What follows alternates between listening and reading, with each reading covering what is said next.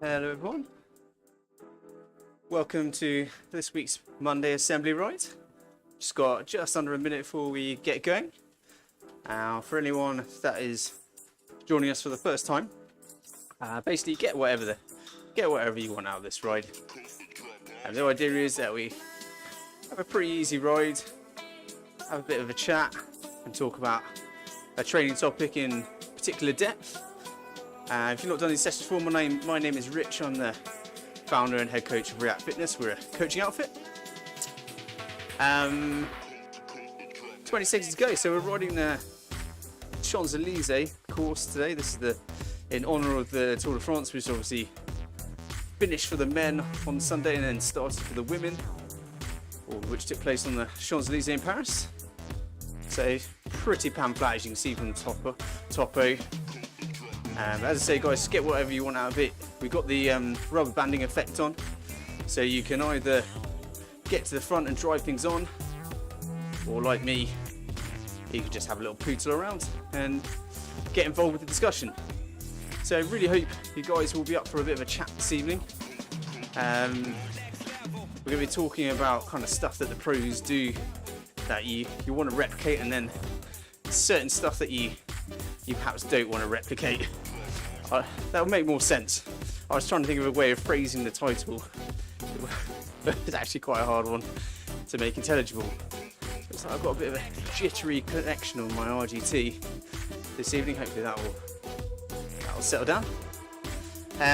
But yeah, guys, so I really hope you get involved with the discussion this evening. So for those guys that are joining us on the live stream, remember you can get involved still. Just drop your questions and comments in the comments section below the live stream, and they'll come through to us as we ride. For those guys on Zoom, of course, you've got a very direct route to ask questions, and if you're on the live stream, guys, and you want to ask more kind of thorough questions or get a quicker response maybe, do encourage you to join the Zoom feed. We've got it there so that we can kind of talk a bit more conversationally. But on the Zoom, for the Zoom guys, just unmute yourself, or you can use the Zoom chat, or of course there's always the chat function in RGT if you're joining the live session. So as I say, just get what you want out of this, just cruise or work hard, whatever you want. I'll be pootling around at around 2 watts per kilo, hopefully staying within the pack. Depends how hard people want to ride on the front, really. But yeah, hope you guys are all well. What a great Tour de France it was, eh? As we're celebrating the ending of it. Oh man, I'm always complaining about the Tour de France. It's usually a massive snooze fest. But this year was anything but. In actual fact, it was hard to keep track of. There was so much going on, which is a great situation to be in. Yeah, I was moaning about the Giro d'Italia. The Tour de France certainly made up for it. Let's hope the Vuelta is just absolutely batshit insane. You know, they try and use motorbikes or something. It's, you know, just totally stupid. But yeah, start of the women's Tour de France as well. I won't spoil today's stage, but it's well worth a watch, particularly the final 20 Ks. Really entertaining, and I think it's the women's Tour de France has actually been done before on a few occasions. So all the chat about it being the first ever Tour de France is wrong. It's just never really been given a commercial opportunity, really, as hopefully it is now. So I really recommend watching the women's racing as well, because it's good. If you thought this Tour de France was batshit insane, the women's racing is always like that, always super entertaining, lots of crazy tactics that come off, just by the virtue of the fact that teams are smaller. You know, there's a bigger spread in terms of kind of capability, and so it just makes for kind of real wild racing sometimes, often a lot more entertaining than the men's, if I'm entirely honest. But yeah, hopefully you've all been enjoying it. Really interested in everyone's opinions. So to get involved. But I think we will start to get stuck into our topic, and as I say, really welcome any comments. But what we're going to be talking about this evening is things that the pros do that you do want to copy, and also things that you definitely don't want to copy. Okay, we'll start with a positive though, shall we? We'll just get my notes up. Believe it or not, I do prepare notes for these sessions. I do go on to a bit of a rant sometimes, but I do actually prepare notes for these sessions. So yeah, basically what to copy and what not to copy from the pros. Now this is going to be pretty challenging for the amateur rider, because you see the pros, you see how they train, the kit they use, and it can be hard to kind of discern what is reasonable to copy and kind of what is just meant for the pros really. And the advertising doesn't really help, because often the products that the pros advertise, they don't actually use themselves and not always appropriate or even any good. You know, I think again, I'm going to have to work really hard not to mention any brand names tonight, but there's a classic one I always think of, which is Cristiano Ronaldo used to, or perhaps still does, advertise one of those ab machines. There is absolutely no way in hell Cristiano Ronaldo uses one of those, because they don't work. So I think that's it. For me, that's always a great example of a product that a pro actually does not use, and it's also just not any good. So I think kind of like our main message this evening is, if you see a pro using something or advertising something, do your research and just be discerning about it and critical, because particularly when it comes to food and supplements, etc., it can be incredibly misleading, and I'll talk about one example later on. So we're just going to run through a few things that are legitimate practices and what is either guff or just simply inappropriate for kind of like the average amateur.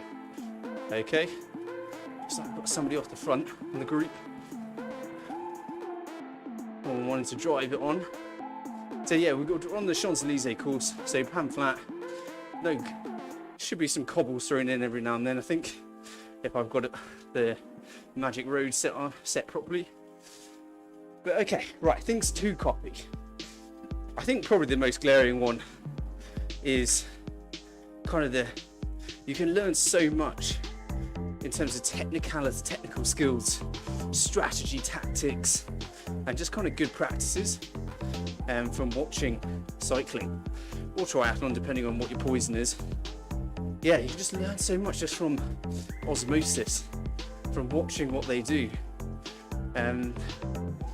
This is a bit of a silly one, but I was talking to my cousin the other day, who's a bike mechanic, and he was telling me about one of his mates who's a pro rider, who ended up in Parma in Italy when he wanted to be in Parma in Mallorca for a training camp, because he asked someone else to book his flights for him, and we were joking about it, and we kind of just came to a bit of a realization that actually the only reason we know things like there's two different Parmas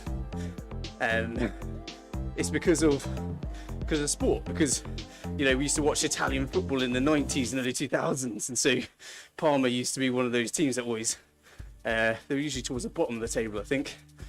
And then because obviously we watch cycling and Mallorca is a bit of a hotspot, and so it's only through sport that we do learn kind of things. So it's not always about technique or whatever, but it's just kind of general knowledge as well. You know, I think that's one of the beautiful things about the Grand Tours, is you learn a huge amount about French, Italian, Spanish culture, and of course other races as well. You know, the spring classics, learn a lot about Belgian beer. Well, I have anyway. Things like that, you know. But in terms of technique and strategy and stuff, you know, I think a lot was made of Tom Pidcock during the tour. His amazing descending skills, etc. To be honest, it always amazes me that some of the pros aren't better at descending. Like, particularly some of the climbers. Like, you do a lot of time climbing the mountains. You've then got to descend down them. How are you not better? But anyway, we're just learning how they do it, particularly for kind of young kids who perhaps have less fear about trying stuff out. You know, just seeing how he shifts his weight on the bike, how he keeps his pedal up on the inside of the corner, you know, things like that. The way when he's braking, he shifts his weight further back in the saddle so that he puts more weight over the back wheel so that he gets better kind of braking and the back wheel doesn't go light and slip out. You know, there's all this sort of stuff which you kind of learn and you don't really know how, but it's just from seeing someone else doing it and doing it well. And then there's all the tactics, you know, how to conserve energy, the importance of conserving energy. And I actually find this with cyclists who don't watch a lot of cycling, trying to get them over the kind of ego side of things and understanding cycling is all about conserving energy so that you have as much to burn towards the end of a race. You know, cyclists that don't watch cycling, that's just a little bit harder to get across and get them to put into practice, because the amount of work, how they can minimise the amount of work they have to do on the front can honestly make a huge difference at the end of the race. You know, we've seen it. A great example was Casper Asgreen in the Tour of Flanders out sprinting Mathieu van der Poel, and it's just because he had more gas at the end. Van der Poel doing an insane amount of tackling, being as entertaining as he always is, but it just meant that he had nothing for the sprint at the end. So I have to admit, much of what I know in terms of coaching and tactics for racing comes from watching cycling and triathlon on TV and in real life, of course, as well. And I think from a coaching perspective, I will often hear or see something when I'm watching cycling or triathlon, and it kind of acts as like a trigger for me. You know, I'll hear some supplement they're using, or, you know, a bit of kit, and that for me is a trigger to go read up on it. For example, yeah, ketones is an example of one. You know, hearing about that, I think it was the Tour of Lombardy, when they saw Van der Poel, a little glass vial being taken out of his back pocket or something like that. There's that sort of semi-scandal, and I knew I was going to get asked about it, so I had to go read up on it. So I knew my athletes were going to ask me.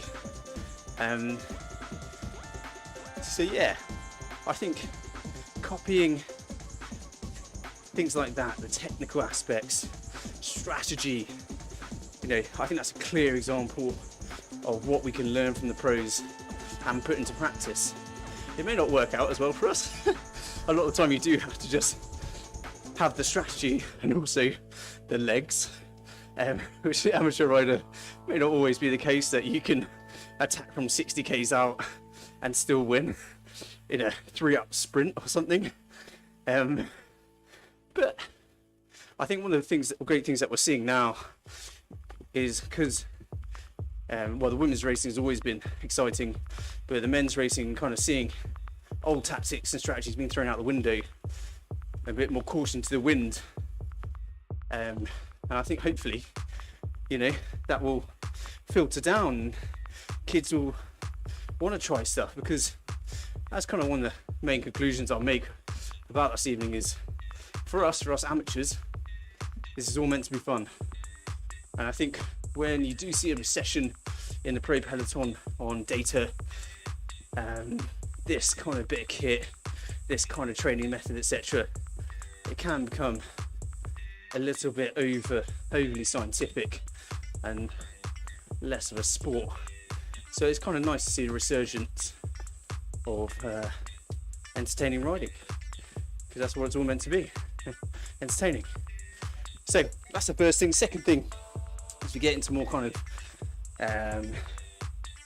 stuff that's more within my remit, at least, one of the best things you can take from the pros is how they plan their season. And again, this is probably one of the first things for less experienced athletes that we kind of have to drill into them and get them to appreciate actually how much of a difference just having an overarching plan for your season can make. So I guess it always depends on how serious you are, of course. But even if you're not a serious racer or triathlete, you know, you're just doing it for fun, you're more about completing rather than competing, having a loose plan to your season, like an advanced plan, is so important. Not just from a performance perspective, I have to say, but also simply just from like a life organisational perspective. So knowing when your big events are going to be helps you to plan your life, not just your training. And you know, a clear example is putting in when your key training weeks are going to be. Again, it doesn't have to be for a super serious athlete, but just those weeks where you're going to do kind of like your highest volume training, so that you know you're definitely going to be ready for your event. It's important to do that regardless of how serious you are, how experienced you are. Because if you don't do that, how are you going to know you're going to be ready? It's just going to be guesswork. And putting those key weeks in the diary will give you the confidence that you're going to be ready for the event. It's kind of a stepping stone, you know? It's one of those things that helps you not get overwhelmed by a big challenge. Okay, because you can see how you get there, because you've identified those key weeks and they're the ones that are going to get you really, really confident. And also, again, coming back to kind of an organisational perspective, if you identify those key weeks where you're going to do your big volume training, it helps you to avoid booking a holiday or some other social event, or in my case, gives you an excuse not to go to social events. I'm a sociable antisocial, shall we say. And so, yeah, forever being able to using events to get out of stuff. That's why I book so many. And also, just finally, having an overarching plan generally can keep you out of trouble with your partner, friends, families. Because if you've got it in the diary, everybody knows about it. You know, you can avoid disagreements, shall we say. And it's important for you, I think, that you get to do the stuff that you enjoy. And so putting it in the diary, making sure everyone knows about it, it's something for you. And I think that's always important. Having time for yourself, having opportunities to do the things that you really enjoy. Just because you have, maybe you're starting a new job, or you know, you've got young kids or whatever, doesn't mean you shouldn't get to do the things that you like doing. May mean you don't get to do it so often, but identifying one or two things as part of your season that you really want to do, I think it's important, regardless of your level of experience or competition. So that's just a couple of things.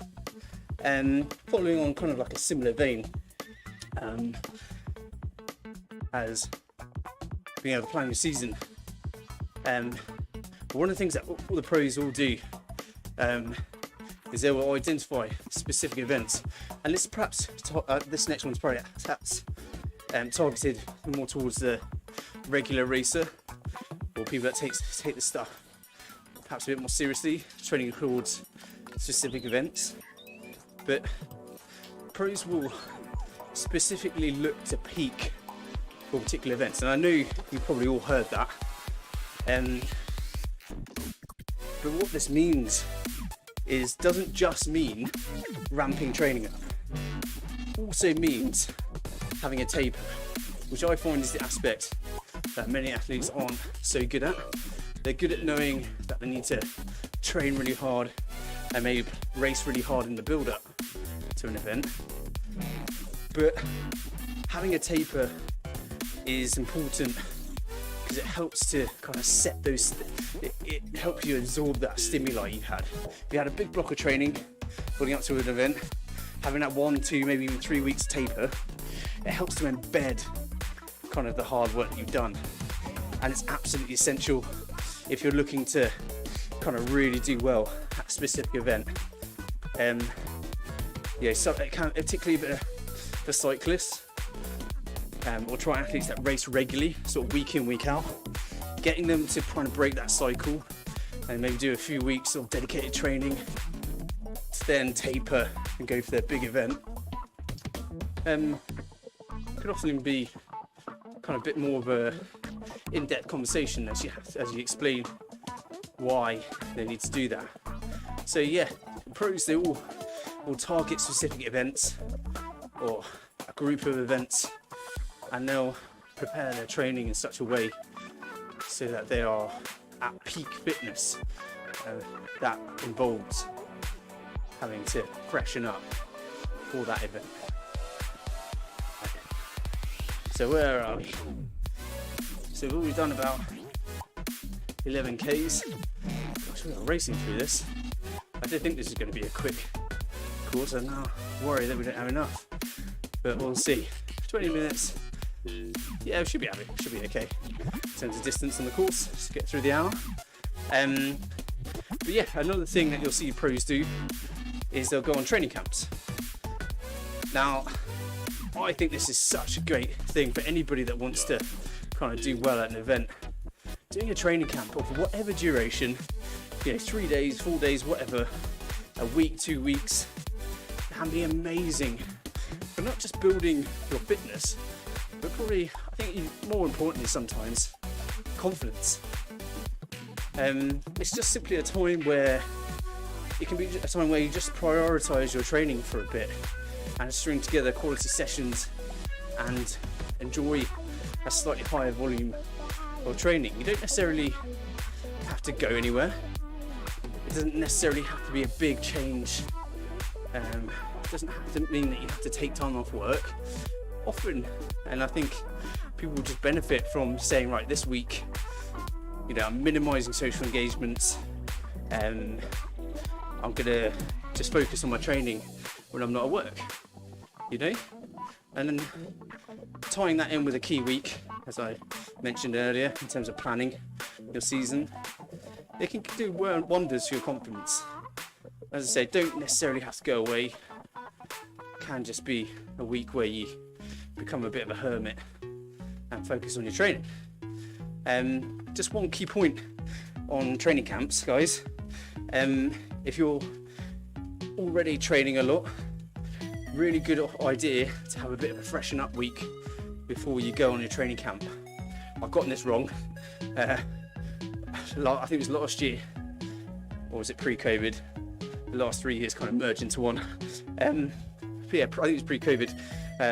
It was at a high volume of training before I went on a training camp, and then I was just absolutely gassed when I was on my training camp because I just wasn't fresh. I wasn't able to absorb the extra stimuli, and so just have a bit of a freshen up week, not a taper, but just like a slightly lighter week before you do your training camp, so that you can really maximize the opportunity and make sure all your sessions are high quality as they should be.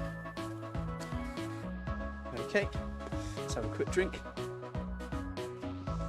Oh, we're motoring along. 36 k's an hour. Good stuff. And I feel we've got probably a bit of a unit on the front, or a couple of units just driving this on. Fair enough.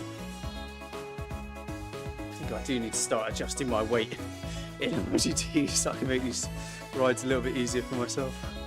Anyway, so yeah, we just discussed a few things, mostly on the training side of things. Got one more thing that I was going to suggest you do want to do, or we want to consider doing, and this is obviously massively got not even a hidden agenda, it's an agenda. But the last thing I was going to say was, one of the things you might want to copy about the pros is get yourself a tailored plan or a coach. I got asked recently, actually, whilst talking about this, what the difference between kind of one of our tailored plans and one of the off-the-peg plans you can perhaps buy on Training Peaks or elsewhere. And my answer was simply that the off-the-peg plans, by definition, are not designed for you or your event. Okay, they might say 24-week Ironman event, but do they take into account the course you're doing? Do they take into account your current level? Do they take into account your time availability? There's a myriad of reasons really why an off-the-peg sort of template plan is suboptimal. They're designed for a theoretical athlete and therefore have to be very safe and rather generic. It's why so we have a few kind of, what I mean by off-the-peg plans is just sort of, you know, template plans that have no element of tailoring. We do a few, but they're always very short and for a very specific purpose. For example, athlete profiling is one of our popular plans, where it's all about kind of essentially a whole set of fitness assessments and about gathering data so you can learn something about yourself as an athlete. But obviously I've got an agenda, but one of the reasons I also bring it up, so I just remember watching the tour, well not this year, but a few years ago, and Sean Kelly was mocking amateur riders who have a coach, and it really annoyed me. I mean, for obvious reasons, because I am a coach, and that's my market. But it really bothered me because it's absolutely, having a coach is no different to having a personal trainer. It's just more specialist. So, I mean, that's just one reason amongst probably about a million reasons to ignore Sean Kelly. Incredible rider, absolute legend of the sport, but not my favourite pundit. Let's just leave it at that. But having the tailored plan and the ongoing support of a coach can be invaluable. I've worked with all kinds of athletes, some of whom are very experienced, very knowledgeable, but the fact is, it's not their job. So they're simply, from a just time perspective and dedication perspective, an amateur athlete is not going to have the time to be on top of everything in the same way a coach is, both in terms of ability to manage things, but also in terms of knowledge and the accumulation of knowledge. It doesn't make them any less competent, just acknowledging that they can improve with a little bit of help. So that's that final one in terms of copying the pros. Get yourself a coach or a tailored plan. Move on to that one. It's obviously heavily biased. So those are the things that we suggest copying. I mean, obviously this is just a handful of things really. But if anyone's got any other ideas about, or questions perhaps, about things that you do want to copy, then do feel free to send them in, guys, and then we can discuss them. I'm going to move on to what not to copy. And before I go into that, I'm not necessarily saying definitely don't copy this stuff. It's more, my message is more, have a proper think about it. Interrogate the product or the training method or whatever it is. So I think the more you learn about this stuff and the more experienced you become as an athlete, you realise there's a lot of rubbish out there, guys, both in terms of information, also in terms of products. Yeah, it's kind of, I would say it's probably the aspect of the fitness industry that annoys me the most. It's just how disingenuous a lot of the marketing is. yeah, just because a pro uses something or tends to use something for an ad doesn't mean it's actually better or that they even use it, as I said earlier. They're just trying to get paid at the end of the day, which is totally fair enough. I would do the exact same. But it's just learning to interrogate this stuff and not taking it at face value. Because often athletes are told to advertise either by their team or their sponsors. And yeah, they're just trying to earn a living, which is 100% fair enough. It's on us to interpret the information and to make a decision as to how relevant it is to us. I mean, the classic example really is supplements. There's actually, I've seen recently something was just straight up false advertisement. Again, I'm not going to mention any brands, so I must resist the urge. But yeah, the example I'm thinking of was a supplements company selling multivitamins, and I can't remember the phrase they used, but essentially it insinuated that you had to use multivitamins in order to perform and get better. Like, it was actually literally that kind of straightforward in terms of how blunt and how wrong the advertising was. You do not need multivitamins, just as a general rule. If you're eating a properly balanced diet, getting enough calories in, etc., covering your macronutrients, you don't need multivitamins. If you have a particular condition, you might need specific vitamins or minerals in a supplement, the form of a supplement. And there are some vitamins and minerals where it's advisable to take them. So vitamin D for Northern Europeans in the winter is a classic example.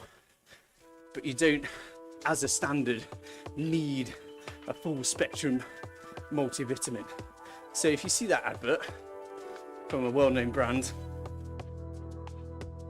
yeah, ignore it.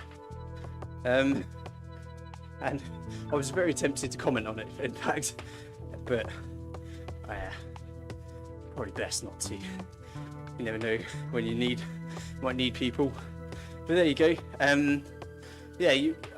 Supplements and nutrition are always a really good example of how marketing can be misleading and sometimes just plain false. You might see pros on social media with this or that supplement, but always remember they are paid to advertise it. They may not even use it themselves. And because nutrition is such an important and such an individual component of training and racing, you should always research and, if necessary, seek advice about supplements. Because also something that's worth noting is that the supplements market isn't tested. They don't legally have to have testing. You know, there'll be some quality controls in terms of anti-doping, etc. But and of course, those would be the brands to go for, ones that have been, you know, tested by the UK Anti-Doping Agency or whatever, batch tested. But you know, some of the smaller brands, you know, don't go through that process, and so you can't be sure that what they're putting in there. You know, I think also, you know, science moves on very quickly, particularly in nutrition. It's just always changing, which can be frustrating when you're trying to, you know, get things right.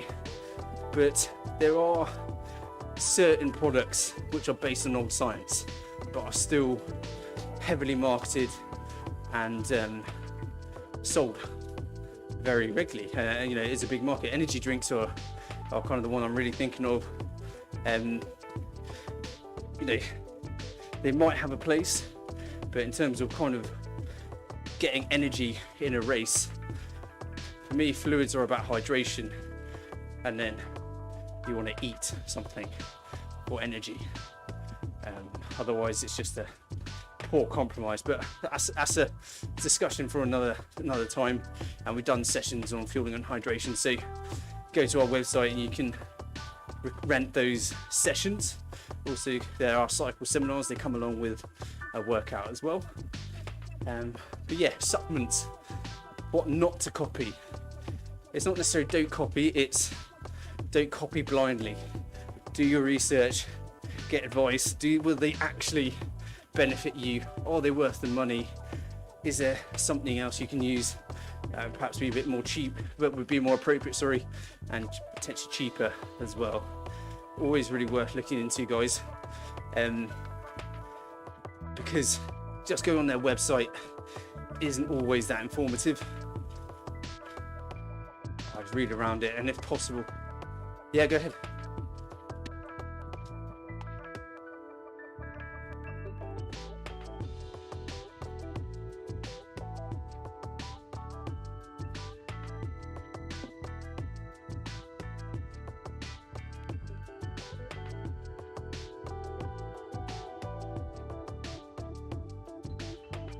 Yeah.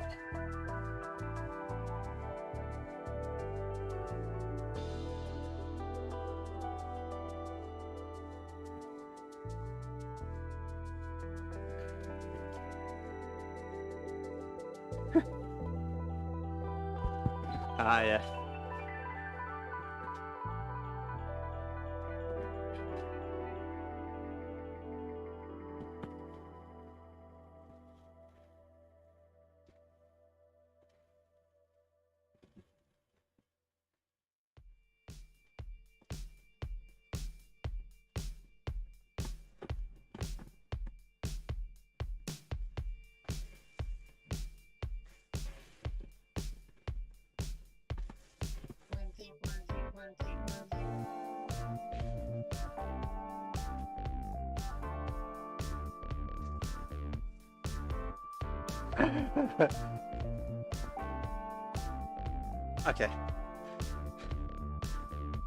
Okay, yeah, that's a really good question, actually.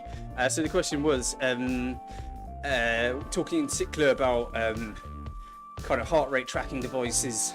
Again, trying not to mention any brands, but you know that also give you recovery scores and things like that, and then also devices that track glucose levels. Yeah, I have to be very careful on this one. And the question was basically, you know, is it worth getting them if you don't have access to kind of that in-depth analysis, to a coach who can clarify the data for you? Yeah, I think they definitely can have a place. I think with those two kind of devices in particular, the glucose monitoring, the heart rate monitoring, and recovery focused devices, you know, they have a real place for pros because they can do something about the data that comes out. So, you know, firstly, they obviously have somebody on hand all the time to help them interpret the data, or they're at such a level that they can interpret it themselves. But also they can do stuff as part of their lifestyle to change it. You know, the sleep monitoring device in particular, you know, if you live in an urban area, and you know, for instance, I used to live in Islington, and not in the nice part either, and yeah, you know, at least once a week we've had drug addicts running up and down our road screaming, and it or more often than not would also be accompanied by police trying to chase them, which was funny sometimes, often not. And so you can see in a scenario like that where you don't really have control over your sleep quality as much as you would like anyway, and so to have a device that's saying you're not recovered on pretty much a perpetual basis, I do query how useful that is when you can't actually change the thing that it's saying you need to change, and you need to improve your sleep quality or your recovery. You know, if you don't have the ability to change it, it's not really that useful information. And also when it comes to kind of like recovery and nutritional aspects of it, you know, as I say, that's an area where science is moving very quickly, and so it might tell you that you're not recovered and you need to improve recovery in some way, but unless you know all the different factors that are going into your recovery, and all the factors that are working against you, having a proper understanding and understanding things like just genetics and age, gender, there's stuff like that feeds into it. So yeah, I guess there's a varying level at which those devices can be useful, because ultimately you need to be able to do something about the information and use it. When it comes to glucose monitoring, so what I know about glucose monitoring is from a very knowledgeable individual, and they're a scientist basically. They work in this industry, they know what they're talking about, and what they've told me is that it's the way that the glucose monitoring devices work. They work, and correct me if I'm wrong, yeah, but they basically monitor the sort of intra tissue sugar levels in your skin. They're lacking my vocabulary here, but like the glucose levels between the kind of layers of your skin, for I think want of a better explanation. And unfortunately that doesn't necessarily reflect as accurately or as real time as athletes need in terms of what their glucose levels and glycogen levels are like. So that's what I've been told. And so whether I know for perhaps non-sporting contexts, they can be super useful, where having a bit of a lag, it doesn't matter so much. But the advice I've had is that for an athlete where your glucose levels are fluctuating rapidly, it's not as effective as we would like. But as I say, that's the information I've received. But I think what it comes down to is, you can, for both types of device, you can have all the data in the world, but if you're not able to use it or do anything about what it's telling you, is it worth the extra money? Personally, I haven't invested in them, and I don't advise our athletes to, but I know some of them have done so anyway, and they like it, and they like the data, and when they ask me about it, I do my best to advise them. But yeah,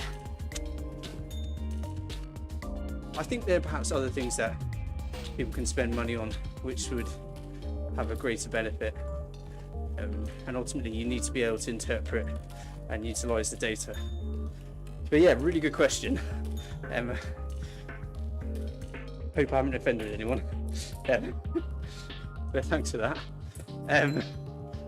As I say, it's not my area of expertise, particularly the glucose monitoring, but that's the advice I've had from individuals who are in the know. But yeah, great question. Keep the questions coming in, guys. If you're watching the live stream, feel free to drop in some comments. If you're on Zoom, always very happy to answer.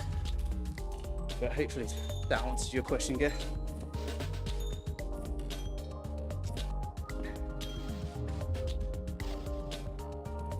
No worries. No worries, mate. Cheers. Yeah, thanks for that. So just a couple of little things that I was going to rattle through kind of in the last sort of 15 minutes or so of the session. And again, feel free to interrupt, guys. This is stuff that I'm covering, but if there's stuff you want me to cover, always very, very happy to do so. Let me just turn that off. Open that. Yes, so a couple more things. So this next one again is just my personal opinion. Okay, firstly, what I'm going to talk about involves your money, and you do whatever the hell you want with it. Okay, you've earned it, so there's no judgment here. But what I would suggest is that buying really expensive bikes, like the pros have got, with very expensive componentry, is a bit of a money pit. Again, do whatever you want. It really doesn't bother me. You know, I don't have a strong enough opinion on it to kind of mock somebody or criticize them, but this is just my personal opinion.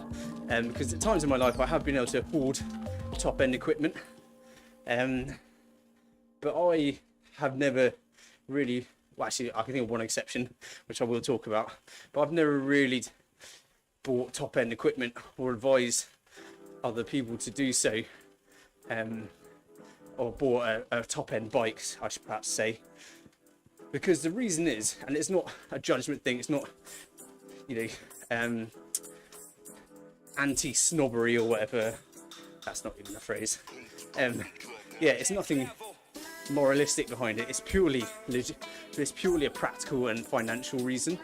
So if you buy an expensive bike with expensive componentry, you then have to replace that componentry fairly regularly, and so you can quickly spend a lot more on replacing componentry than the actual bike.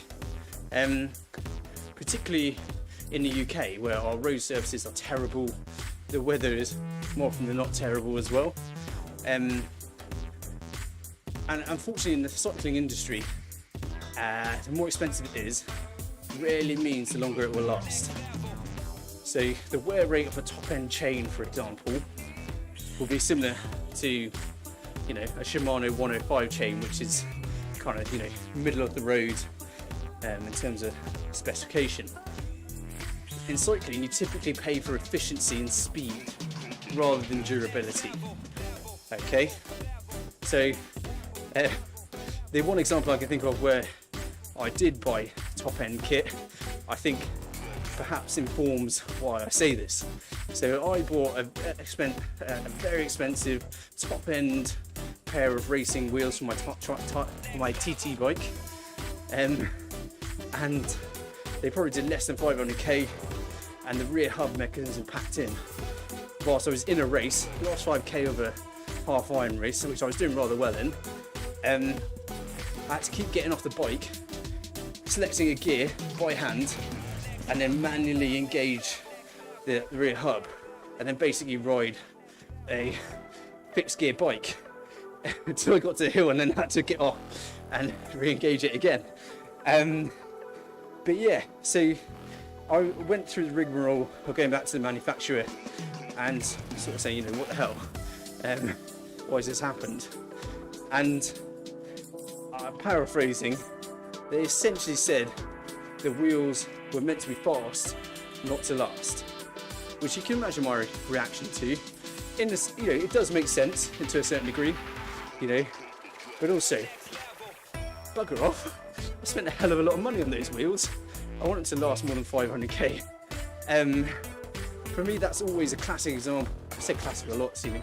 A really good example of how I would have been much better spending less and just doing more research, because the brand in particular I bought them off was well known for being very quick but not producing anything durable, and there are other brands like that. So if you are going to spend money on it, guys, and go for top end stuff, really do your research, because I didn't. I just went for what looked cool and I knew to be really fast, and in fairness they were fast and they did look cool, but my god, they were a pain in the ass trying to get them refurbished.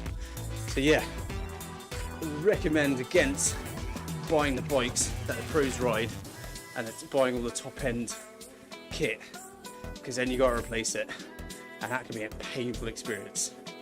So there's a couple more points to cover, as we've got about 10 minutes left, just rolling on through. We've got about 5k left of the course, so probably maybe finish that quicker than 10 minutes or so, we'll see.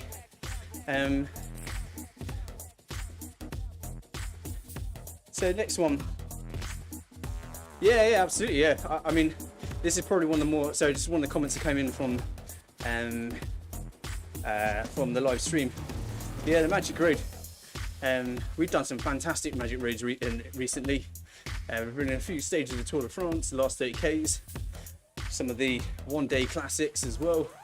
I think the Magic Road feature on RGT has got to be one of the best features of the platform. It really helps to keep it interesting, particularly doing sessions like this. But yeah, sorry. One of the final things I was going to say to not copy, without interrogating, that the pros do, is some of the extreme training methods they use. Because when you hear about it on cycling commentary or in a magazine, you know, it's rarely enough information to go on. So one that I always get asked about is training fasted. Now for the pros, yeah, it works, you know, and for an amateur it can work, but it has to be done in the right way. Particularly if you're doing a high intensity set, training fasted is just not the right thing to do. But if you're doing a high intensity set, you want your glycogen stores topped up and ready to go, so you have fuel to burn. If you're doing fasted training, it does need to be low intensity, and you have to be fueled up the night before, etc. And basically, guys, for the vast majority of us, it's just not worth doing. We'd be better off, I think, and would see greater benefits in terms of weight management or weight loss by kind of adjusting how much and what we eat, and also doing strength training and doing all the obvious stuff before we start to get into slightly non-traditional training methods. Because the pros, you know, training and trying these methodologies is their life. They can get away with it. They're getting the best advice. They're able to change their entire lifestyle around it, and manipulate their life so that these things work. For the average amateur, you know, who's working 9 till 5, we simply don't have the capacity to take the mick. You know, we cannot treat our training and lives separately. We have to they all roll up into one in terms of energy demands. So trying non-traditional training methods, trying new diets, if you're interested in them, really research them and get specialist advice if necessary. There's quite a few examples of training and nutrition methodologies which just wouldn't work with the amateur rider, and there's so much easier low-hanging fruit that we can grasp before we have to get into kind of those slightly wackier, well, not that training fast is wacky, but you know what I mean, non-traditional methods. There's much more important stuff that we should focus on than just trying it because someone like Wout or Chris Froome does it. They're going to have the know-how and the capacity to do it. So yeah, I guess it comes down to there's no silver bullets, I'm afraid. Just because they rave about a certain method, it might work for them, but it might not work even for another pro. You know, as an example, you know, if a pro rider's got a newborn baby, you know, that can have a huge effect on their capacity to train and the way that they approach it. And so just because one pro does something, even another pro within the same team wouldn't be able to follow that same method. Okay, so again, message is be discerning, do your research, or engage somebody that has done theirs. And then I guess the final thing I was going to say, as part of our do's and don'ts of what the pros do, our final kind of don't is don't forget it's all meant to be fun. You know, you see some of the pros and their interviews after the race, and it's that whole world, of course, but they just don't seem to be even enjoying it sometimes. And I think that's actually true. I think it's very easy for pro athletes to fall out of love. You know, there's guys like Marcel Kittel and Tom Dumoulin, you know, who are either walked away from the sport or taken an extended break because you just fall out of love with it, and it's something you have to be passionate about as a pro athlete. Although, you know, some people can still perform at a high level even if they see it as just something to pay the bills, you know. There's an example I was going to use, I've forgotten who it was now, who always said that, you know, they didn't really even like the sport, they were just doing it to pay the bills. He was a tennis player, can't remember who it was now, but anyway, you know, don't forget that for us amateur riders, us amateur triathletes, all this is meant to be fun, and I think that should always be a kind of big driving force in our decision making. So when it comes to adopting training methodologies, nutritional